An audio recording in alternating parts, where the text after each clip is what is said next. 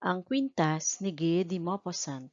Si Mathilde ay isang maganda at mapanghalinang babae, ngunit siya ay isinilang na mahirap. Napakasalamang siya sa isang abang tagasulat.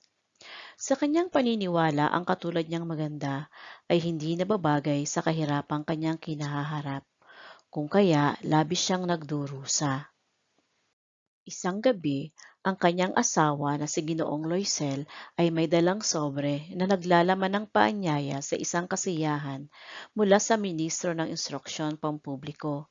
Ngunit sa halip na matuwa si Matilde, siya ay nagdabog at bumulong na ano ang gagawin niya rito.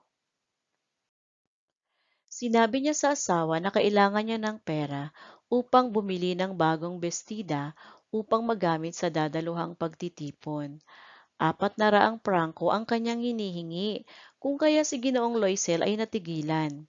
Sa huli ay pumayag din na bumili ng bagong bestida si Matilde. Ngunit si Matilde ay hindi na kontento na wala man lang siyang hiyas na suot, kung kaya't siya ay humiram ng isang kwintas sa kanyang kaibigan na si Madame Forestier. Siya naman ay pinahiram nito ng isang kwintas.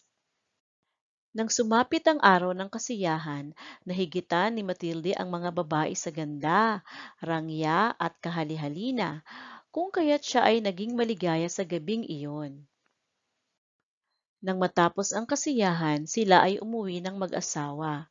Nang humarap si Matilde sa salamin upang muling makita ang kanyang kagandahan, siya ay napasigaw sapagkat ang kwintas sa kanyang hiniram ay wala sa kanyang leeg.